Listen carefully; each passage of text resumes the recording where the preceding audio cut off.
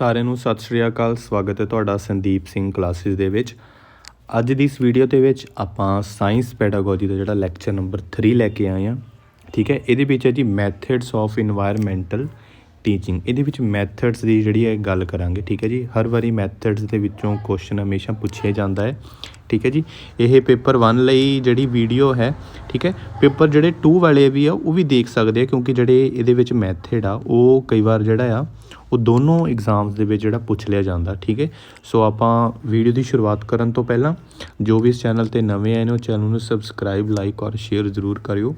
Bell icon ਵੀ ਜ਼ਰੂਰ press ਕਰਿਓ ਤਾਂ ਕਿ ਆਉਣ ਵਾਲੀਆਂ ਵੀਡੀਓਜ਼ ਦੀ ਜਿਹੜੀ ਜਾਣਕਾਰੀ ਹੈ ਉਹ ਤੁਹਾਨੂੰ ਸਭ ਤੋਂ ਪਹਿਲਾਂ ਮਿਲ ਸਕੇ। ਸੋ ਆਪਾਂ ਹੁਣ ਵੀਡੀਓ ਦੀ ਸ਼ੁਰੂਆਤ ਕਰਦੇ ਹਾਂ। ਦੇਖੋ, ਇਹਦੇ ਵਿੱਚ ਆਪਾਂ ਸਭ ਤੋਂ ਪਹਿਲਾਂ ਪੜ੍ਹਾਂਗੇ ਕਿ methods of environmental teaching. Environment ਨੂੰ ਪੜ੍ਹਾਉਣ ਲਈ ਜਿਹੜਾ ਆ ਅਸੀਂ ਕਿਹੜੇ ਮੈਥਡ ਜਿਹੜਾ ਯੂਜ਼ ਆਪਾਂ ਕਰ ਸਕਦੇ ਹਾਂ। ਠੀਕ ਹੈ ਜੀ, ਸੋ ਦੇਖੋ teaching methods play an important role in process of learning. While choosing teaching methods, a teacher has to take in consideration the individual differences. ਦੇਖੋ, ਟੀਚਰ ਨੂੰ ਜਿਹੜਾ ਮੈਥਡ ਚੂਜ਼ ਕਰਨ ਤੋਂ ਪਹਿਲਾਂ, ਠੀਕ ਹੈ, ਉਹਨੂੰ ਕੀ ਕਰਨਾ ਪੈਣਾ ਆ, ਉਹਨੂੰ ਬੱਚਿਆਂ ਦੇ ਜਿਹੜੀ ਇੰਡੀਵਿਜੂਅਲ ਡਿਫਰੈਂਸਿਸ ਆ, ਕਿਉਂਕਿ ਸਾਨੂੰ ਇਹ ਪਤਾ ਆ ਕਿ ਹਰੇਕ ਜਿਹੜੇ ਬੱਚਾ ਆ ਉਹ ਅਲੱਗ ਤਰ੍ਹਾਂ ਸੋਚਦਾ ਆ, ਅਲੱਗ ਤਰ੍ਹਾਂ ਬਿਹੇਵ ਕਰਦਾ ਆ, ਹੈ ਨਾ। ਸੋ ਸਾਰਿਆਂ ਦਾ ਜਿਹੜਾ ਸੋਚਣ ਦਾ ਢੰਗ ਅਲੱਗ ਹੁੰਦਾ ਹੈ, ਰਿਐਕਟ ਕਰਨ ਦਾ ਅਲੱਗ ਢੰਗ ਹੁੰਦਾ ਹੈ। ਠੀਕ ਹੈ, ਮਾਈਂਡ ਜਿਹੜਾ ਉਹਨਾਂ ਦਾ ਬੌਧਿਕ ਜਿਹੜਾ ਪੱਧਰ ਉਹ ਅਲੱਗ ਹੁੰਦਾ ਆ, ਹੈ ਨਾ। ਸੋ ਟੀਚਰ ਨੂੰ ਉਹਨਾਂ ਬੱਚਿਆਂ ਦੇ ਜਿਹੜੇ ਇੰਡੀਵਿਜੂਅਲ ਡਿਫਰੈਂਸ ਦੇ ਅਕੋਰਡਿੰਗ ਜਿਹੜਾ ਆ ਉਹਨਾਂ ਨੂੰ ਮੈਥਡ ਜਿਹੜਾ ਚੂਜ਼ ਕਰਨਾ ਪੈਂਦਾ ਆ। ਠੀਕ ਹੈ ਜੀ, as far as possible an environment teacher should adopt activity oriented method because activities ਦੇਖੋ ਇਹਦੇ ਵਿੱਚ ਹੁਣ ਦੱਸਿਆ ਆ ਕਿ ਡਿਵੈਲਪ ਕ੍ਰਿਟੀਕਲ ਥਿੰਕਿੰਗ, ਹੈ ਨਾ। ਕਿਉਂ ਕਰਦਾ ਆ ਮੈਥਡ ਯੂਜ਼, ਕਿਉਂ ਕਰਦਾ ਟੀਚਰ, ਕਿ ਉਹ ਡਿਵੈਲਪ ਕਰ ਸਕੇ critical thinking and problem solving skill in the learners. ਠੀਕ ਹੈ, ਦੂਸਰਾ ਕਿਹਾ ਕਿ ਨਰਚਰ ਪਰਸਨੈਲਿਟੀ ਆਫ ਦਾ, ਮਤਲਬ ਉਹਨਾਂ ਦੀ ਜਿਹੜੀ ਪਰਸਨੈਲਿਟੀ ਬੱਚਿਆਂ ਦੀ ਉਹਨਾਂ ਨੂੰ ਹੋਰ ਨਿਖਾਰ ਸਕੇ। Enhance multiplicity of subject matter and concept. ਠੀਕ ਹੈ, ਐਨਹਾਂਸ ਕਰ ਸਕੇ, ਉਹਨਾਂ ਨੂੰ ਵਧਾ ਸਕੇ ਉਹਨਾਂ ਦੇ ਜਿਹੜੀ ਹੈ ਸਬਜੈਕਟ ਮੈਟਰ ਕੰਸੈਪਟ ਦੀ। ਠੀਕ ਹੈ ਜੀ, ਸੋ ਇਹ ਦੇਖੋ ਇਹਦੇ ਵਿੱਚ ਕੁਝ ਪੁਆਇੰਟਸ ਆ, ਜਿੱਦਾਂ provide opportunity of learning by doing, ਉਹਨਾਂ ਨੂੰ ਜਿਹੜੀਆਂ ਓਪਰਚੁਨਿਟੀਜ਼ ਪ੍ਰੋਵਾਈਡ ਕਰਨੀਆਂ। Promote exploration among the learner. ਠੀਕ ਹੈ, provide hands on experience, develop creativity among the learners. ਜਾਂ ਲਾਸਟ ਹੈਗਾ promote self learning. Self learning ਸਭ ਤੋਂ ਇੰਪੋਰਟੈਂਟ ਹੈ ਕਿ ਬੱਚਿਆਂ ਨੂੰ ਅਸੀਂ ਇੱਦਾਂ ਪ੍ਰਮੋਟ ਕਰ ਸਕੀਏ ਕਿ ਉਹ ਸੈਲਫ ਲਰਨ ਕਰਨ। ਠੀਕ ਹੈ ਜੀ, ਸੋ ਇਹਦੇ ਵਿੱਚ ਦੇਖੋ ਜੀਨ ਪਿਆਜੇ and Allen Vygotsky were the first to study the method of learning of the children, the method of environmental teaching. ਹੁਣ ਦੇਖੋ ਨੀਚੇ ਆਪਾਂ ਮੈਥਡਸ ਦੀ ਹੁਣ ਗੱਲ ਕਰਾਂਗੇ ਵਾਰੀ ਸਿਰ। ਦੇਖੋ ਜਿਹੜਾ ਸਭ ਤੋਂ ਜਿਹੜਾ ਪਹਿਲਾ ਆ ਅਤੇ ਜਿਹੜਾ ਸਭ ਤੋਂ ਇੰਪੋਰਟੈਂਟ ਆ ਅਤੇ ਜਿਹੜਾ ਮਸ਼ਹੂਰ ਹੋਇਆ ਉਹ ਹੈ ਜੀ ਕਿੰਡਰਗਾਰਟਨ ਮੈਥਡ। ਇਹਦੇ ਵਿੱਚੋਂ ਕੁਐਸਚਨ ਹਮੇਸ਼ਾ ਪੁੱਛਿਆ ਜਾਂਦਾ।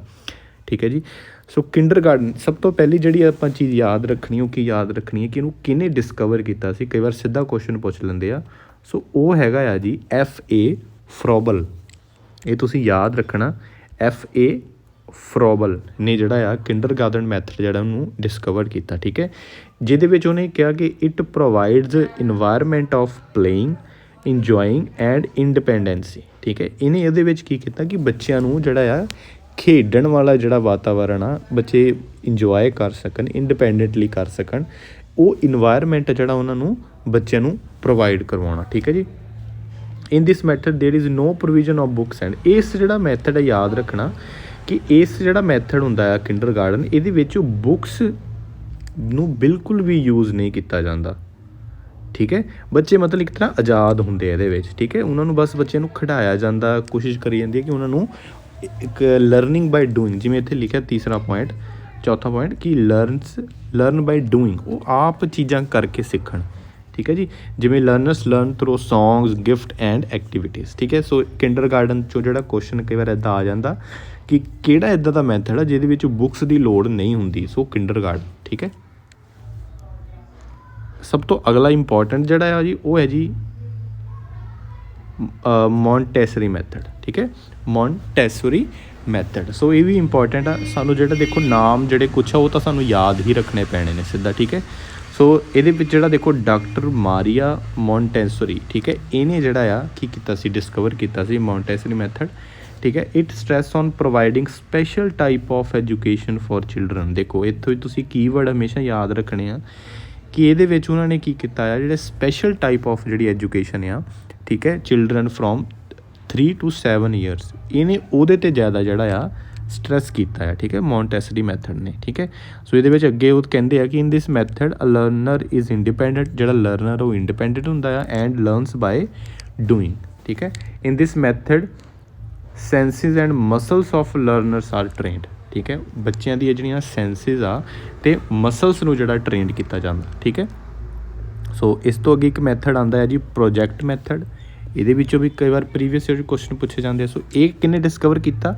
ਇਹ ਡਿਸਕਵਰ ਕੀਤਾ ਜੀ WH ਕਿਲਪੈਟਰਿਕ, ਠੀਕ ਹੈ, WH ਕਿਲਪੈਟਰਿਕ। ਸੋ ਤੁਸੀਂ ਪ੍ਰੋਜੈਕਟ ਦੇ P ਤੋਂ ਤੁਸੀਂ ਪੈਟ ਯਾਦ ਰੱਖ ਸਕਦੇ ਆ, ਠੀਕ ਹੈ। ਇਹ ਕਈ ਵਾਰ ਇੱਦਾਂ ਤੁਸੀਂ ਆਪਣੇ ਕੋਈ ਵੀ ਜਿਹੜੇ ਤਰੀਕੇ ਬਣਾ ਸਕਦੇ ਆ ਯਾਦ ਕਰਨ ਦੇ ਨਾਮ, ਠੀਕ ਹੈ। ਸੋ WH ਕਿਲਪੈਟਰਿਕ ਨੇ ਇਹ ਜਿਹੜਾ ਹੈ ਮੈਥਡ ਜਿਹੜਾ ਡਿਸਕਵਰ ਕੀਤਾ ਸੀ। ਇਹਦੇ ਵਿੱਚ ਉਹਨੇ ਕੀ ਕਿਹਾ ਆ ਕਿ a learner is asked to complete a task. ਇਹਦੇ ਵਿੱਚ ਬੱਚਿਆਂ ਨੂੰ ਜਿਹੜਾ ਆ ਉਹਨਾਂ ਨੂੰ ਟਾਸਕ ਦਿੱਤੇ ਜਾਂਦੇ। ਦੇਖੋ ਇਹਨੂੰ ਤੁਸੀਂ ਯਾਦ ਇੱਦਾਂ ਰੱਖ ਸਕਦੇ ਆ। ਦੇਖੋ ਪ੍ਰੋਜੈਕਟ ਕੀ ਹੁੰਦਾ, ਆਪਾਂ ਸਕੂਲ ਦੇ ਵਿੱਚ ਪ੍ਰੋਜੈਕਟ ਬਣਾਉਂਦੇ ਆ ਨਾ, ਠੀਕ ਹੈ ਨਾ, ਜੇ ਆਪਾਂ ਕਾਲਜ ਵੀ ਪ੍ਰੋਜੈਕਟ ਬਣਾਉਂਦੇ ਹਾਂ, ਉਹ ਪ੍ਰੋਜੈਕਟ ਵਿੱਚ ਕੀ ਹੁੰਦਾ ਕਿ ਸਾਨੂੰ ਇੱਕ ਟਾਸਕ ਜੇ ਦਿੱਤਾ ਜਾਂਦਾ ਕਿ ਅਸੀਂ ਆਹ ਮਾਡਲ ਬਣਾਉਣਾ, ਅਸੀਂ ਆਹ ਕੋਈ PPT ਬਣਾਉਣੀ, ਠੀਕ ਹੈ। ਆਪਾਂ ਨੂੰ ਮਤਲਬ ਪ੍ਰੋਜੈਕਟ ਨੂੰ ਤੁਸੀਂ ਇੱਦਾਂ ਯਾਦ ਰੱਖੋ ਕਿ ਇਹਦੇ ਵਿੱਚ ਜਿਹੜਾ ਆ ਟਾਸਕ ਨੂੰ ਕੰਪਲੀਟ ਕਰਨ ਲਈ ਜਿਹੜਾ ਕਿਹਾ ਜਾਂਦਾ ਆ ਲਰਨਰ ਨੂੰ, ਠੀਕ ਹੈ। It develops skills of planning, implementation of plan and evaluation of task, ਠੀਕ ਹੈ ਜੀ। ਇਹਦੇ ਵਿੱਚ ਜਿਹੜਾ ਆ ਬੱਚਾ ਪਲਾਨ ਕਰਨਾ ਸਿੱਖ ਜਾਂਦਾ, ਜਿਵੇਂ ਅਸੀਂ ਜੇ ਮਾਡਲ ਬਣਾਇਆ ਸੀ ਪਲਾਨ ਕਰਦੇ ਹਾਂ, ਫਿਰ ਉਹਨੂੰ ਇੰਪਲੀਮੈਂਟ ਕਰਦੇ ਹਾਂ, ਹੈ ਨਾ। ਸੋ ਇਹ ਚੀਜ਼ਾਂ ਜਿਹੜੀਆਂ ਇਹਦੇ ਵਿੱਚ ਕੀ ਹੁੰਦੀਆਂ, ਕਾਫੀ ਹੈਲਪਫੁਲ ਹੁੰਦੀਆਂ, ਠੀਕ ਹੈ। So it can be done individually ਔਰ ਇਨ ਅ ਗਰੁੱਪ। ਇਹ ਬੰਦਾ ਇਕੱਲਾ ਵੀ ਕਰ ਸਕਦਾ, ਜਿਵੇਂ ਹੁਣ ਪ੍ਰੋਜੈਕਟ ਕਿਸੇ ਇੱਕ ਬੰਦੇ ਨੂੰ ਵੀ ਮਿਲ ਸਕਦਾ ਆ ਅਤੇ ਇੱਕ ਗਰੁੱਪ ਨੂੰ ਵੀ ਮਿਲ ਸਕਦਾ ਹੈ ਜਿਹਦੇ ਵਿੱਚ 4 ਤੋਂ ਜਾਂ 5 ਜਣੇ ਹੋਣ, ਠੀਕ ਹੈ। ਸੋ ਅੱਗੇ ਚੱਲਦੇ ਹਾਂ। ਅਗਲਾ ਜਿਹੜਾ ਇੰਪੋਰਟੈਂਟ ਹੈ ਉਹ ਹੈ ਜੀ ਸਟੋਰੀ ਨੈਰੇਟਿਵ ਮੈਥਡ। ਨਾਮ ਤੋਂ ਤੁਹਾਨੂੰ ਪਤਾ ਲੱਗ ਗਿਆ ਹੋਣਾ ਜੀ, ਸਟੋਰੀ ਨੈਰੇਟਿਵ ਮੈਥਡ। ਇਹਦੇ ਵਿੱਚ ਕੀ ਹੁੰਦਾ ਕਿ this method is very useful in environmental teaching, ਠੀਕ ਹੈ। ਇਨਵਾਇਰਮੈਂਟਲ ਟੀਚਿੰਗ ਦੇ ਵਿੱਚ ਜਿਹੜਾ ਆ ਬਹੁਤ ਜ਼ਿਆਦਾ ਹੈਲਪਫੁਲ ਹੁੰਦਾ ਆ, ਠੀਕ ਹੈ। It is most effective at this level. ਇਸ ਲੈਵਲ 'ਤੇ ਜਿਹੜਾ ਆ ਇਹ ਬਹੁਤ ਜ਼ਿਆਦਾ ਇੰਪੋਰਟੈਂਟ ਆ ਅਤੇ ਇਫੈਕਟਿਵ ਆ। ਕਿਵੇਂ ਇਫੈਕਟਿਵ ਆ? It is very useful in teaching history at his level. ਇਹਦੇ ਨਾਲ ਅਸੀਂ ਹਿਸਟਰੀ ਬੜੀ ਵਧੀਆ ਪੜ੍ਹਾ ਸਕਦੇ ਹਾਂ ਬੱਚਿਆਂ ਨੂੰ। ਜਿਵੇਂ ਕਿ ਕੋਈ ਹਿਸਟਰੀ ਦਾ ਕੋਈ ਇੰਸੀਡੈਂਟ ਹੋਇਆ, ਉਹਦੇ ਲਈ ਸਾਨੂੰ ਨਰੇਟ ਕਰਨਾ ਪੈਣਾ।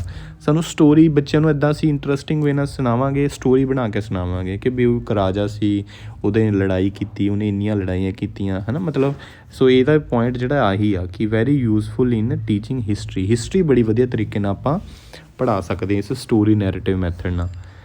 ਐਨੀ type of knowledge can easily provide to the learner. ਆਸਾਨੀ ਦੇ ਨਾਲ ਅਸੀਂ ਕਈ ਵਾਰ ਬੱਚੇ ਨੂੰ ਅਸੀਂ ਸਿੱਧੀ ਚੀਜ਼ ਨਹੀਂ ਸਮਝਾ ਸਕਦੇ, ਸਟੋਰੀ ਦੇ ਨਾਲ ਅਸੀਂ ਬੜਾ ਵਧੀਆ ਸਮਝਾ ਸਕਦੇ ਹਾਂ, ਠੀਕ ਹੈ। ਸੋ ਇਹਦੇ ਵਿੱਚ ਕੁਛ ਇਹੀ ਪੁਆਇੰਟਸ ਆ ਕਿ it include the experiences of person. This method can depict a picture of learners environment. ਇਹ ਇੱਕ ਪਿਕਚਰ ਕ੍ਰੀਏਟ ਕਰ ਦਿੰਦੀ ਹੈ ਬੱਚੇ ਦੇ ਅੱਗੇ, ਠੀਕ ਹੈ। So beside providing knowledge it entertain. ਇਹ ਦੇਖੋ ਨੌਲੇਜ ਦੇ ਨਾਲ ਨਾਲ ਇਹ ਬੱਚਿਆਂ ਨੂੰ ਐਂਟਰਟੇਨ ਵੀ ਕਰ ਦਿੰਦੀ ਹੈ, ਠੀਕ ਹੈ ਜੀ। ਇਸ ਤੋਂ ਅਗਲਾ ਮੈਥਡ ਹੈ ਦੀ ਐਕਟੀਵਿਟੀ ਮੈਥਡ। ਇਹ ਵੀ ਬਹੁਤ ਇੰਪੋਰਟੈਂਟ ਹੈ, ਇਹ 'ਚੋਂ ਵੀ ਕੁਐਸਚਨ ਜਿਹੜੇ ਪੁੱਛ ਲਏ ਜਾਂਦੇ ਆ। ਹੁਣ ਇਹ ਜਿਹੜਾ ਪ੍ਰੋਪਰ ਬੇਸਡ ਆ ਕੰਸੈਪਟ, ਇਹ ਕਿਹਦੇ 'ਤੇ ਆ ਕਿ learning by doing. Learning by doing 'ਤੇ ਇਹ ਜਿਹੜਾ ਪ੍ਰੋਪਰ ਮੈਥਡ ਬੇਸਡ ਆ। It makes learning permanent and useful. It makes learning permanent and useful. ਇਸ ਮੈਥਡ ਨਾਲ ਪੜ੍ਹਾਉਣ ਦੇ ਨਾਲ ਜਿਹੜੀ ਹੈ ਬੱਚੇ ਇੱਦਾਂ ਨਹੀਂ ਹੈ ਕਿ ਅੱਜ ਪੜ੍ਹਾਇਆ ਅਤੇ ਕੱਲ੍ਹ ਨੂੰ ਭੁੱਲ ਗਿਆ। ਬੱਚੇ ਪਰਮਾਨੈਂਟ ਜਿਹੜੇ ਆ ਉਹ ਸਿੱਖ ਜਾਂਦੇ ਆ, ਮਤਲਬ ਬੱਚੇ ਨੂੰ ਪਰਮਾਨੈਂਟ ਜਿਹੜੀ ਉਹ ਚੀਜ਼ ਪਤਾ ਲੱਗ ਜਾਂਦੀ ਹੈ ਅਤੇ ਉਹਨਾਂ ਦੇ ਅੱਗੇ ਜਾ ਕੇ ਯੂਜ਼ ਹੁੰਦੀ ਹੈ, ਠੀਕ ਹੈ ਜੀ। So in this method a learner is always engaged in activities. ਉਹ ਹਮੇਸ਼ਾ ਐਕਟੀਵਿਟੀਜ਼ ਦੇ ਵਿੱਚ ਪਾਰਟੀਸਪੇਟ ਕਰਦਾ ਆ। ਉਹ ਆਪਣੇ ਆਪ ਹੱਥੀਂ ਉਹ ਚੀਜ਼ਾਂ ਨੂੰ ਉਹ ਜਿਹੜਾ ਕਰਦਾ ਆ ਵਿਚ ਡਿਵੈਲਪਸ, ਜਿਹਦੇ ਨਾਲ ਕੀ ਹੁੰਦਾ ਹੈ ਕਿ ਉਹ ਸਕਿੱਲਸ ਆਫ ਓਬਜ਼ਰਵੇਸ਼ਨ, ਉਹ ਆਪਣੇ ਕੰਮ ਨੂੰ ਆਪ ਓਬਜ਼ਰਵ ਕਰਦਾ। In this method teacher act as guide. ਇਹਦੇ ਵਿੱਚ ਜਿਹੜਾ ਟੀਚਰ ਆ ਉਹ ਐਕਟ ਐਜ਼ ਗਾਈਡ ਕਰਦਾ, ਠੀਕ ਹੈ ਜੀ। It should be followed by questions and discussions as it, ਠੀਕ ਹੈ। ਸੋ ਇਹਦੇ ਵਿੱਚ ਅੱਗੇ ਕੁਛ ਜ਼ਿਆਦਾ ਨਹੀਂ, ਆਪਾਂ ਇਹਦੇ ਵਿੱਚ ਜਿਹੜਾ ਅਗਲਾ ਮੈਥਡ ਪੜ੍ਹ ਸਕਦੇ ਹਾਂ, ਆਪਾਂ ਉਹ ਪੜ੍ਹਦੇ ਹਾਂ।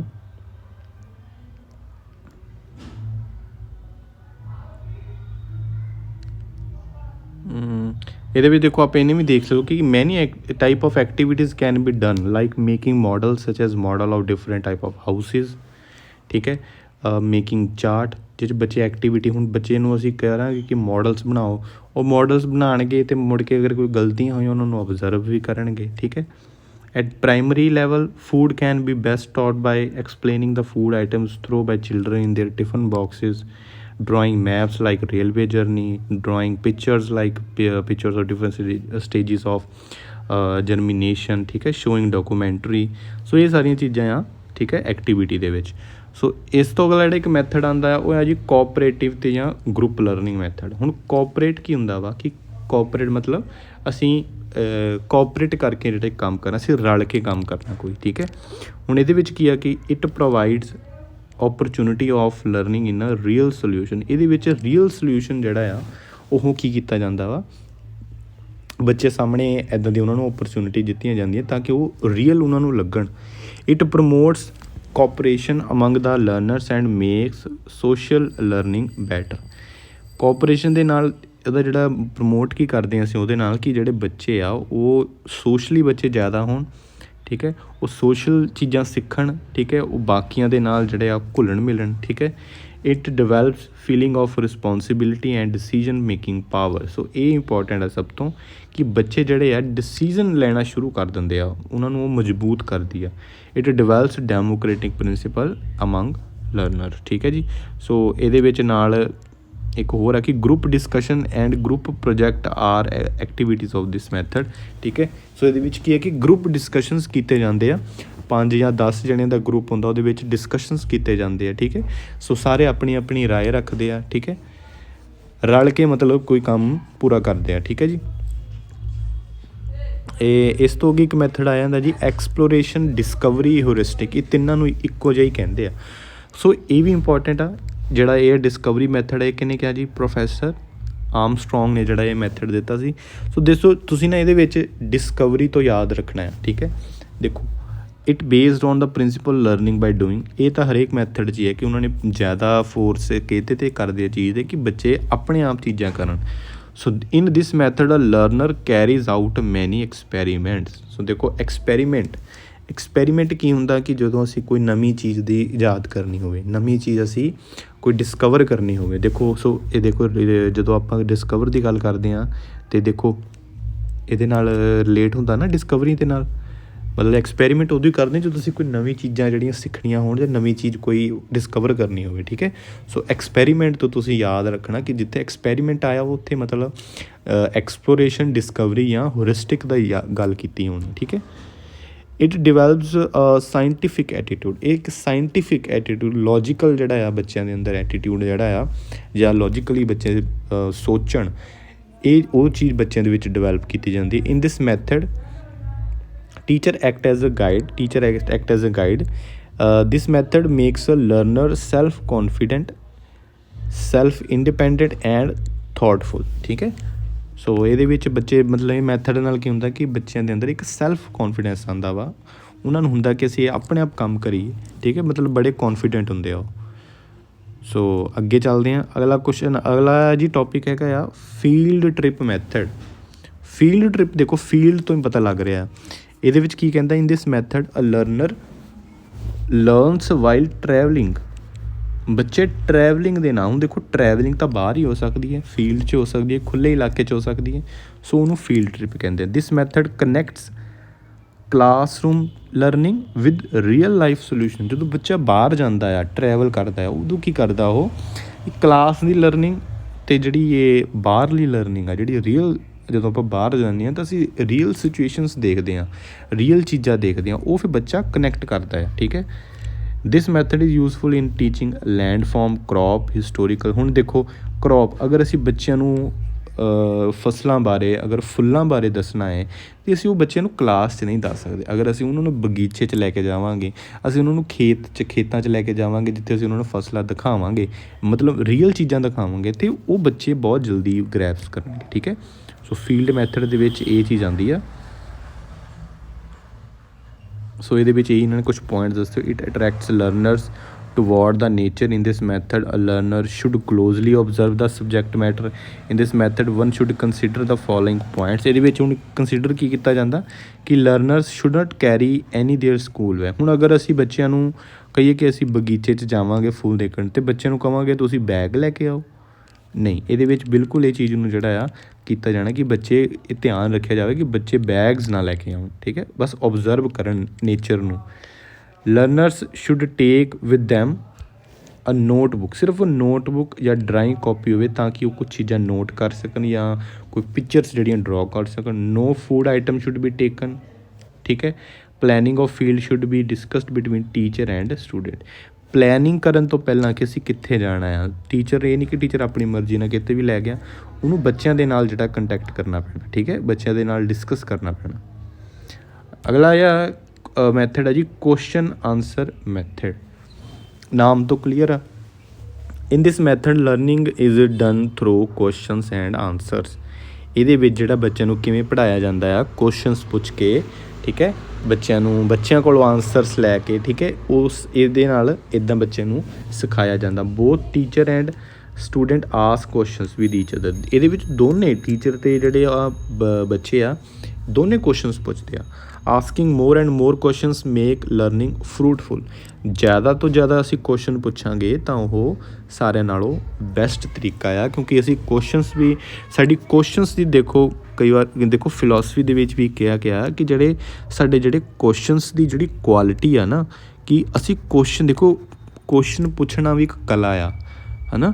ਮਤਲਬ ਅਸੀਂ ਇਹ ਨਹੀਂ ਕਿ ਕੁਛ ਵੀ ਅਸੀਂ ਮਤਲਬ ਪੁੱਛਣ ਲੱਗ ਜਾਈਏ, ਹੈ ਨਾ। ਹੁਣ ਜਿਵੇਂ ਕਈ ਵਾਰ ਬੜੀ ਕੋਈ ਵਧੀਆ ਐਗਜ਼ਾਮਪਲ ਦਿੰਦੇ ਆ ਕਿ ਅਸੀਂ ਹੁਣ ਸਾਡੇ ਕੋਲ ਅਗਰ ਜੀਓ ਦਾ ਅਸੀਂ ਅਗਰ ਸਿਮ ਲਿਆ ਹੋਇਆ ਹੈ ਨਾ, ਅਗਰ ਜੀਓ ਦੇ ਵਿੱਚ ਕੋਈ ਪ੍ਰੋਬਲਮ ਆਵੇ ਅਤੇ ਅਸੀਂ ਇੱਦਾਂ ਨਹੀਂ ਹੈ ਕਿ ਅਸੀਂ ਜੀਓ ਦੀ ਪ੍ਰੋਬਲਮ ਜਾ ਕੇ ਸਿੱਧਾ ਅੰਬਾਨੀ ਉਹਨਾਂ ਨੂੰ ਫੋਨ ਕਰਕੇ ਅਸੀਂ ਕਰਾਂਗੇ, ਹੈ ਨਾ, ਅਤੇ ਉਹਨਾਂ ਨਾਲ ਕੰਟੈਕਟ ਕਰਕੇ ਮਤਲਬ ਅਸੀਂ ਕਿਹੜਾ ਕੁਐਸਚਨ ਕਿਹਨੂੰ ਪੁੱਛਣਾ ਆ, ਕਿੱਦਾਂ ਦਾ ਕੁਐਸਚਨ ਪੁੱਛਣਾ, ਠੀਕ ਹੈ। ਸੋ ਉਹ ਚੀਜ਼ਾਂ ਜਿਹੜੀਆਂ ਬਹੁਤ ਮੈਟਰ ਕਰਦੀਆਂ ਇਹਦੇ ਵਿੱਚ, ਠੀਕ ਹੈ ਜੀ। ਸੋ ਦੇਖ ਸਕਦੇ questions create interest and curiosity. ਪ੍ਰਸ਼ਨ ਜਿਹੜੇ ਆ ਪੁੱਛਣੇ ਉਹ ਇੰਟਰਸਟ ਕ੍ਰੀਏਟ ਕਰਦੇ ਆ, ਬੱਚੇ ਦੇ ਅੰਦਰ ਕਰਿਓਸਿਟੀ ਪੈਦਾ ਹੁੰਦੀ ਹੈ। ਕੁਐਸਚਨਸ ਪ੍ਰਮੋਟ ਥਿੰਕਿੰਗ ਸਕਿੱਲ, ਠੀਕ ਹੈ। Questions make learning context oriented. Asking question so motivated learning, ਠੀਕ ਹੈ। ਅਗਰ ਬੱਚੇ ਕੁਐਸਚਨ ਪੁੱਛ ਰਹੇ ਨੇ ਇਹਦਾ ਮਤਲਬ ਬੱਚੇ ਵੀ ਇੰਟਰਸਟ ਲੈ ਰਹੇ ਆ, ਬੱਚੇ ਮੋਟੀਵੇਟ ਹੋ ਰਹੇ ਆ, ਠੀਕ ਹੈ। Imaginative questions and thoughtful questions like what will happen if there is no oil, ਹੈ ਨਾ। ਦੇਖੋ ਇੱਦਾਂ ਦੇ ਕੁਐਸਚਨ ਅਗਰ ਪੁੱਛਣੇ ਹੋਵੇ ਬੱਚਿਆਂ ਨੂੰ ਕਿ ਕੀ ਹੋਊਗਾ ਕਿ ਜਦੋਂ ਓਇਲ ਹੀ ਨਹੀਂ ਹੋਊਗਾ, ਫੋਰੈਸਟ ਜੇ ਮੰਨ ਲਓ ਫੋਰੈਸਟ ਸਾਰੇ ਡਿਸਟਰੋਏ ਹੋ ਗਏ, ਉਦੋਂ ਕੀ ਹੋਊਗਾ। ਬੱਚੇ ਜਦੋਂ ਸੋਚਣਗੇ ਤਾਂ ਬੱਚਿਆਂ ਦੇ ਅੰਦਰ ਇੱਕ ਡਿਵੈਲਪ ਹੋਊਗੀ ਚੀਜ਼, ਠੀਕ ਹੈ ਨਾ। ਦਾ ਚੀਫ ਓਬਜੈਕਟਿਵ ਆਫ ਇਹਦਾ ਮੁੱਖ ਉਦੇਸ਼ ਕੀ ਹੈ, asking question should be provided opportunity to learner to express their thought. Questions ਪੁੱਛਣ ਦਾ ਜਿਹੜਾ ਉਦੇਸ਼ ਇਹੀ ਆ ਕਿ ਬੱਚੇ ਜਿਹੜੇ ਆਪਣੇ ਥੋਟ ਐਕਸਪ੍ਰੈਸ ਕਰ ਸਕਣ, ਠੀਕ ਹੈ ਜੀ। ਪ੍ਰੈਕਟਿਸ ਕੁਐਸਚਨਸ ਔਰ activities should be in between the chapter so that there learning becomes permanent. ਫਿਰ ਪ੍ਰੈਕਟਿਸ ਵੀ ਕਰਾਈ ਜਾਂਦੀ ਆ ਕੁਐਸਚਨਸ ਔਰ ਐਕਟੀਵਿਟੀਜ਼, ਠੀਕ ਹੈ, ਉਹਨਾਂ ਦੀ ਕਰਾਉਣੀ ਚਾਹੀਦੀ ਹੈ ਤਾਂ ਕਿ ਜਿਹੜੀ ਉਹਨਾਂ ਦੀ ਲਰਨਿੰਗ ਉਹ ਪਰਮਾਨੈਂਟ ਹੋ ਜਾਵੇ, ਠੀਕ ਹੈ। ਸੋ ਇਹਦੇ ਵਿੱਚ ਦੇਖੋ ਅਗਲਾ ਮੈਥਡ ਤੋਂ ਬਾਅਦ ਜਿਹੜਾ ਆ ਜਾਂਦਾ, ਹੁਣ ਕੁਐਸਚਨਸ ਦੀ ਗੱਲ ਹੋ ਰਹੀ ਸੀ, ਸੋ ਇਹਦੇ ਵਿੱਚ ਇੱਕ ਇੰਪੋਰਟੈਂਟ ਆ ਚੀਜ਼ ਕਿ ਸਟੈਪਸ ਆਫ ਮੇਕਿੰਗ ਕੁਐਸਚਨਸ, ਕਿੱਦਾਂ ਅਸੀਂ ਕੁਐਸਚਨਸ ਜਿਹੜੇ ਬਣਾਉਣੇ ਆ, ਠੀਕ ਹੈ। A balanced question paper has the following. ਦੇਖੋ ਇੱਕ ਬੈਲੈਂਸਡ ਕੁਐਸਚਨ ਪੇਪਰ ਆ, ਜਦੋਂ ਆਪਾਂ ਕੁਐਸਚਨ ਪੇਪਰ ਬਣਾਉਂਦੇ ਹਾਂ ਕੀ ਹੋ ਸਕਦਾ। ਪ੍ਰੀਪੇਅਰਿੰਗ ਫਰੇਮਵਰਕ, ਪਹਿਲਾਂ ਤਾਂ ਡਿਜ਼ਾਈਨ ਦੇਖਣਾ, ਠੀਕ ਹੈ। ਪ੍ਰੀਪੇਅਰਿੰਗ ਬਲੂ ਪ੍ਰਿੰਟ ਮਸਟ ਆ, ਜਿਹਦੇ ਵਿੱਚ ਉਹਨੂੰ ਦੇਖਣਾ ਪੈਣਾ ਕਿ ਕਿੰਨੇ ਮਾਰਕਸ ਦੇ ਕਿੰਨੇ ਕੁਐਸਚਨ, ਉਹ 'ਚ ਅੰਡਰਸਟੈਂਡਿੰਗ ਦੇ ਕਿੰਨੇ ਕੁਐਸਚਨ ਹੋਣੇ ਚਾਹੀਦੇ ਆ, ਠੀਕ ਹੈ। ਉਹਦੇ ਵਿੱਚ ਫਿਰ ਅਪਲਾਈਂਗ ਦੇ ਕਿੰਨੇ ਹੋਣੇ ਚਾਹੀਦੇ ਆ, ਠੀਕ ਹੈ। ਉਸ ਤੋਂ ਬਾਅਦ ਮਤਲਬ ਜਿਵੇਂ ਕਿ ਆਪਾਂ ਬਲੂ ਪ੍ਰਿੰਟ ਦੇ ਵਿੱਚ ਅਸੀਂ ਦੇਖਦੇ ਹਾਂ, ਹੈ ਨਾ, ਕਿ ਰਿਮੈਂਬਰਿੰਗ ਦੇ ਕਿੰਨੇ ਹੋਣੇ ਚਾਹੀਦੇ ਆ, ਅਪਲਾਈਂਗ ਦੇ, ਐਨਾਲਾਈਸਿਸ ਦੇ, ਠੀਕ ਹੈ। ਸੋ ਇਹ ਜਿਹੜੀਆਂ ਸਾਰੀਆਂ ਚੀਜ਼ਾਂ ਆ ਇਹ ਜ਼ਰੂਰ ਇਹਨਾਂ ਦਾ ਧਿਆਨ ਜਿਹੜਾ ਦਿੱਤਾ ਜਾਂਦਾ ਆ। ਰਾਈਟਿੰਗ ਕੁਐਸਚਨਸ, ਐਡੀਟਿੰਗ ਕੁਐਸਚਨਸ ਜਾਂ ਅਲੋਟਿੰਗ ਮਾਰਕਸ, ਠੀਕ ਹੈ। ਹੁਣ ਇਹਦੇ ਵਿੱਚ ਦੇਖਦੇ ਹਾਂ ਕਿ ਕੁਐਸਚਨਸ ਦੀਆਂ ਕਿਹੜੀਆਂ ਟਾਈਪ ਹੁੰਦੀਆਂ, ਇਹ ਇੱਕ ਇੰਪੋਰਟੈਂਟ ਇਹਦੇ ਵਿੱਚ ਕੁਐਸਚਨਸ ਹਰ ਵਾਰੀ ਆਉਂਦਾ। ਪਹਿਲਾ ਆ ਕਿ ਓਪਨ ਐਂਡਿਡ ਕੁਐਸਚਨਸ। ਓਪਨ ਐਂਡਿਡ ਕੁਐਸਚਨਸ ਜਿਹੜੇ ਕਿਹੜੇ ਹੁੰਦੇ ਆ, these type of questions have open answer. A learner answer these questions according to his own or his or her knowledge. For example what did you eat today. देखो open ended question है कि ਅਸੀਂ ਕਿਤੋਂ ਵੀ question ਬੱਚੇ ਨੂੰ ਪੁੱਛ ਸਕਦੇ ਹਾਂ, ਕੋਈ ਵੀ ਲਿਮਿਟ ਨਹੀਂ ਹੈ, ਕੋਈ ਵੀ ਰਿਜਿਡਨੈਸ ਨਹੀਂ ਹੈ, ਠੀਕ ਹੈ। ਮਤਲਬ ਅਸੀਂ ਕਿਤੋਂ ਵੀ ਕੁਐਸਚਨ ਅਸੀਂ ਬਾਹਰੋਂ ਪੁੱਛ ਸਕਦੇ ਹਾਂ। ਇਹਦੇ ਵਿੱਚ ਸਿਰਫ ਇਹ ਨਹੀਂ ਲਿੰਕ ਹੁੰਦਾ ਕਿ ਸਿਰਫ ਬੱਚੇ ਨੂੰ ਪੜ੍ਹਾਈ ਰਿਲੇਟਡ ਪੁੱਛੋ, ਠੀਕ ਹੈ। ਸੋ ਉਸ ਤੋਂ ਅੱਗੇ ਆ ਜਾਂਦਾ ਜੀ close ended questions. ਦੀਸ type of questions have only one correct answer. For example multiple choice questions ਜਿਹੜੇ ਹੁੰਦੇ ਨੇ ਉਹ ਕਲੋਜ਼ ਐਂਡਡ ਹੁੰਦੇ ਨੇ, ਜਿਹਦੇ ਵਿੱਚ ਸਾਨੂੰ ਸਿੱਧਾ ਹੀ ਪਤਾ ਹੁੰਦਾ ਹੈ ਕਿ ਵੀ ਆਨਸਰ ਕੀ ਆ। ਸਾਨੂੰ ਪੁੱਛਿਆ ਜਾਂਦਾ ਕਈ ਵਾਰ ਜੇਕਰ ਅਸੀਂ ਸਾਇੰਸ ਦੀ ਐਗਜ਼ਾਮਪਲ ਲਈ ਜਾਂ ਕਿਸੇ ਹੋਰ ਕਿ ਅੰਮ੍ਰਿਤਸਰ ਕਿੱਥੇ ਆ, ਜਾਂ ਗੋਲਡਨ ਟੈਂਪਲ ਆਪਾਂ ਇੱਦਾਂ ਪੁੱਛ ਸਕਦੇ ਗੋਲਡਨ ਟੈਂਪਲ ਕਿੱਥੇ ਆ। ਅਗਰ ਸਾਨੂੰ 4 ਆਪਸ਼ਨਾਂ ਦਿੱਤੀਆਂ ਅੰਮ੍ਰਿਤਸਰ, ਜਲੰਧਰ, ਲੁਧਿਆਣਾ, ਫਗਵਾੜਾ, ਹੈ ਨਾ, ਅਤੇ ਸਿੱਧਾ ਸਾਨੂੰ ਆਨਸਰ ਪਤਾ ਹੋਊਗਾ ਵੀ ਅੰਮ੍ਰਿਤਸਰ, ਸਿੱਧਾ ਅਸੀਂ ਟਿਕ ਲਗਾ ਦਾਂਗੇ, ਠੀਕ ਹੈ। ਇਹ ਕਲੋਜ਼ਡ ਆਨਸਰ ਜਿਹੜੇ ਹੈ ਕਲੋਜ਼ ਐਂਡਡ ਕੁਐਸਚਨਸ ਹੁੰਦੇ ਆ, ਠੀਕ ਹੈ ਜੀ। ਇਹਨਾਂ ਤੋਂ ਇਲਾਵਾ ਹੁੰਦੇ ਆ ਜੀ, ਦੇਖੋ ਉਹ ਕੀ ਹੁੰਦੇ ਆ ਜੀ factual questions. These are based on facts having either corrected or incorrect answer, ਠੀਕ ਹੈ। ਇਹ ਕਿਹਦੇ 'ਤੇ ਬੇਸ ਕਰਦੇ ਆ, ਫੈਕਟ 'ਤੇ ਬੇਸ ਕਰਦੇ ਆ, ਮਤਲਬ ਜਿਹਦੇ ਵਿੱਚ ਇੰਨਾ ਹੋਵੇ ਕਿ ਬਸ ਈਦਰ ਜਾਂ ਤਾਂ ਕਰੈਕਟ ਆ ਜਾਂ ਤਾਂ ਇਨਕਰੈਕਟ ਆਨਸਰ ਆ, ਠੀਕ ਹੈ। ਇਹ ਸਭ ਤੋਂ ਇੰਪੋਰਟੈਂਟ ਆ ਜੀ ਕਨਵਰਜੈਂਟ ਕੁਐਸਚਨਸ। ਕਨਵਰਜੈਂਟ ਕੁਐਸਚਨਸ ਹੁੰਦੇ ਆ these are reason based questions but their answers have limitation. ਇਹਦੇ ਵਿੱਚ ਲਿਮੀਟੇਸ਼ਨ ਹੁੰਦੀ ਆ। ਮਤਲਬ ਸਪੋਜ਼ ਤੁਹਾਨੂੰ ਇੱਦਾਂ ਪੁੱਛ ਲਿਆ ਜਾਵੇ ਕਿ why days and nights are caused, ਠੀਕ ਹੈ। ਜੇ ਇੱਦਾਂ ਪੁੱਛ ਲਿਆ ਜਾਵੇ ਕਿ ਦਿਨ ਔਰ ਰਾਤ ਕਿਵੇਂ ਹੁੰਦੇ ਨੇ, ਤਾਂ ਸਾਨੂੰ ਇਹਦਾ ਪਤਾ ਆ ਕਿ ਕਿਵੇਂ ਹੁੰਦਾ ਹੈ ਦਿਨ ਰਾਤ ਜਦੋਂ ਮਤਲਬ ਧਰਤੀ ਘੁੰਮ ਰਹੀ ਹੈ ਨਾ, ਮਤਲਬ ਜਿਹੜਾ ਸਾਨੂੰ ਆਨਸਰ ਇਹਦਾ ਪਤਾ ਹੀ ਹੈ, ਠੀਕ ਹੈ। ਮਤਲਬ ਆਸਾਨੀ ਦੇ ਨਾਲ ਅਸੀਂ ਦੱਸ ਸਕਦੇ ਹਾਂ। ਇਹਦੇ ਉਲਟ ਡਾਇਵਰਜੈਂਟ ਕੀ ਹੁੰਦੀ ਆ, real based question, reason base, ਇਹਦੇ ਪਿੱਛੇ ਰੀਜ਼ਨ ਹੁੰਦਾ ਆ, ਠੀਕ ਹੈ। ਜਿਵੇਂ ਆਪਾਂ ਦੇਖਦੇ ਹਾਂ ਨਾ ਡਾਇਵਰਜੈਂਟ ਰੇਜ਼ ਹੁੰਦੀਆਂ ਆ, ਉਹ ਕੀ ਹੁੰਦੀਆਂ ਕਿ ਰੇਜ਼ ਟਕਰਾ ਕੇ ਖਿੰਡਰ ਜਾਂਦੀਆਂ ਸਾਰੇ। ਜਿਵੇਂ ਮੰਨ ਲਓ ਆਹ ਕੋਈ ਸਰਫੇਸ ਆ, ਇੱਥੇ ਜਦੋਂ ਉਹ ਲਾਈਨ ਇੱਥੇ ਮੰਨ ਲਓ ਕੋਈ ਰੇਜ਼ ਆਈ, ਉਹ ਕੀ ਹੁੰਦਾ, ਉਹ ਹਰ ਪਾਸੇ ਖਿੰਡਰ ਜਾਂਦੀਆਂ, ਠੀਕ ਹੈ, ਇੱਦਾਂ। ਸੋ ਇਹ ਵੀ ਕੁਛ ਇੱਦਾਂ ਹੀ ਆ। ਡਾਇਵਰਜੈਂਟ ਦੇ ਵਿੱਚ ਕੀ ਹੁੰਦਾ, ਫੋਰ ਐਗਜ਼ਾਮਪਲ ਤੁਹਾਨੂੰ ਇੱਦਾਂ ਪੁੱਛਿਆ ਜਾਂਦਾ ਕਿ what happen if there be no oil, ਠੀਕ ਹੈ। ਹੁਣ ਇਹਦਾ ਆਨਸਰ ਬੱਚਿਆਂ ਨੂੰ ਕੋਲ ਭਾਵੇਂ ਹੋਵੇ ਵੀ, ਪਰ ਇਹਦੇ ਵਿੱਚ ਬੱਚੇ ਉਹਨਾਂ ਨੂੰ ਕੀ ਕਰਨਾ ਪੈਣਾ, ਸੋਚਣਾ ਪੈਣਾ, ਉਹਨੂੰ ਬਾਹਰਲੀ ਨੌਲੇਜ ਦੇਖਣੀ ਪੈਣੀ, ਉਹਨੂੰ ਸੋਚਣੀ ਪੈਣੀ, ਉਹਨੇ ਫਿਰ ਆਨਸਰ ਦੇਣਾ, ਠੀਕ ਹੈ। So but there are answered after analyse. ਬੱਚੇ ਨੂੰ ਪਹਿਲਾਂ ਐਨਾਲਾਈਜ਼ ਕਰਨਾ ਪੈਣਾ ਕਿ ਪਹਿਲਾਂ ਮੈਂ ਦੇਖੂੰਗਾ ਕਿ ਅਗਰ ਆਇਲ ਖਤਮ ਹੋ ਗਿਆ ਤਾਂ ਕੀ ਕਰੂੰਗਾ, ਉਹ ਚੀਜ਼ਾਂ ਨੂੰ ਤੋੜੂੰਗਾ। ਸਪੋਜ਼ ਇੱਦਾਂ ਕੋਈ ਐਗਜ਼ਾਮਪਲ ਮਿਲ ਜਾਵੇ ਕਿ ਕੱਲ੍ਹ ਨੂੰ ਮੋਟਰ ਬਾਈਕਸ ਬੰਦ ਹੋ ਜਾਣ, ਫਿਰ ਕੀ ਹੋਊਗਾ, ਫਿਰ ਬੱਚਾ ਸੋਚੂਗਾ, ਪਹਿਲਾਂ ਉਹਨਾਂ ਨੂੰ ਤੋੜੂੰਗਾ ਕਿ ਅੱਛਾ ਜੇ ਮੋਟਰ ਬਾਈਕ ਬੰਦ ਹੋ ਗਈ ਫਿਰ ਕੀ ਕੀਤਾ ਜਾ ਸਕਦਾ, ਉਹਦੇ ਕੀ ਐਵੋਲਿਊਸ਼ਨ, ਜਾਂ ਆਪਾਂ ਐਵੋਲਿਊਸ਼ਨ ਤੋਂ ਬਾਅਦ ਦੇਖ ਸਕਦੇ ਹਾਂ ਕਿ ਉਹਦੇ ਕੀ ਇਨਫਲੂਐਂਸਿਸ ਹੋਣਗੇ, ਕੀ ਉਹਦੇ ਕੌਨਸੀਕੁਐਂਸਿਸ ਹੋਣਗੇ, ਠੀਕ ਹੈ। ਫਿਰ ਉਹ ਕੁਛ ਉਹਨਾਂ ਦਾ ਮੰਨ ਲਓ ਕੋਈ ਤਰੀਕਾ ਜਾਂ ਉਹਨੂੰ ਕੋਈ ਡਾਇਗਨੋਸ ਕਰੂੰਗਾ, ਠੀਕ ਹੈ। ਉਹ ਤੋਂ ਬਾਅਦ ਆ ਜਾਂਦਾ evaluating questions. These type of questions show comparison. ਦੇਖੋ ਜਿੱਥੇ ਇਵੈਲੂਏਟ ਆ ਗਿਆ ਦਾ ਮਤਲਬ ਉੱਥੇ ਕੰਪੈਰੀਜ਼ਨ, ਠੀਕ ਹੈ, ਕਿਸੇ ਦੋ ਚੀਜ਼ਾਂ ਦੇ ਵਿੱਚ। For example compare conventional and non conventional source of energy, ਠੀਕ ਹੈ ਜੀ। ਸੋ ਇਹਦੇ ਤੋਂ ਅਗਲਾ ਇੱਕ ਮੈਥਡ ਆ ਜਾਂਦਾ ਜੀ assignment method. In this method the whole syllabus is divided into small parts. ਜਦੋਂ ਕਿਸੇ ਇੱਕ ਵੱਡੇ ਸਿਲੇਬਸ ਨੂੰ, ਇੱਕ ਵੱਡੇ ਕੋਈ ਵੀ ਜਿਹੜਾ ਆਪਾਂ ਨੂੰ ਕੋਈ ਸਿਲੇਬਸ ਆ, ਜਦੋਂ ਉਹਨੂੰ ਕੁਝ ਸਮੋਲ ਜਿਹੜੇ ਹਿੱਸਿਆਂ ਦੇ ਵਿੱਚ ਜਦੋਂ ਉਹਨੂੰ ਡਿਵਾਈਡ ਕਰ ਦਿੱਤਾ ਜਾਂਦਾ, ਉਹਨੂੰ ਅਸਾਈਨਮੈਂਟ ਕੀਤਾ। ਜਿਵੇਂ ਸਾਨੂੰ ਅਸਾਈਨਮੈਂਟਸ ਮਿਲਦੀਆਂ ਆ, ਠੀਕ ਹੈ। In this method whole syllabus is divide into small part. The learner are asked to do complete definite task in a definite time. So ਇਹਦੇ ਵਿੱਚ ਇੱਕ ਟਾਈਮ ਦੀ ਲਿਮਿਟ ਹੁੰਦੀ ਹੈ। ਅਗਰ ਮੰਨ ਲਓ ਸਾਨੂੰ ਕੋਈ ਅਸਾਈਨਮੈਂਟ ਮਿਲੀ ਹੈ, ਠੀਕ ਹੈ, ਅਤੇ ਉਹਦੇ ਲਈ ਸਾਨੂੰ ਟਾਈਮ ਮਿਲਦਾ ਆ ਕਿ ਅਸੀਂ ਵਿਦਿਨ 2 ਮੰਥ ਜਾਂ ਵਿਦਿਨ 2 ਮੰਥ ਸੌਰੀ ਜ਼ਿਆਦਾ ਹੋ ਗਿਆ, ਵਿਦਿਨ 2 ਵੀਕ, ਠੀਕ ਹੈ, ਵਿਦਿਨ 2 ਵੀਕ ਇਹ ਡਿਪੋਜ਼ਿਟ ਕਰਵਾਉਣੀ ਹੈ, ਠੀਕ ਹੈ। ਸੋ ਅਸਾਈਨਮੈਂਟ ਹੁੰਦੀ ਹੈ। After the completion of task another task is given. ਜਦੋਂ ਇੱਕ ਅਸਾਈਨਮੈਂਟ ਪੂਰੀ ਹੋ ਗਈ ਫਿਰ ਅਗਲੀ ਦਿੱਤੀ ਜਾਂਦੀ ਹੈ, ਠੀਕ ਹੈ। ਸੋ ਇਹਦੇ ਵਿੱਚ ਸਿਰਫ ਜਸਟ ਇੰਨਾ ਕੀ ਆ।